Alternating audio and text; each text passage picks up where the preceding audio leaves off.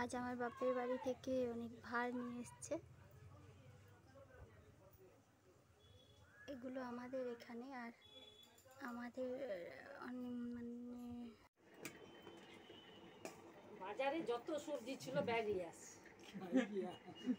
সব নিয়ে আসছে, বাজার তুলে নিয়ে আসছে।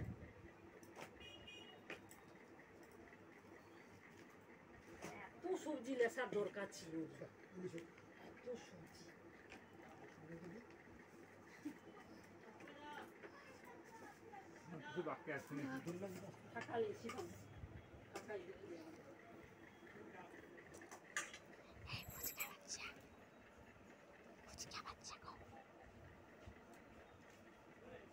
এই পেশা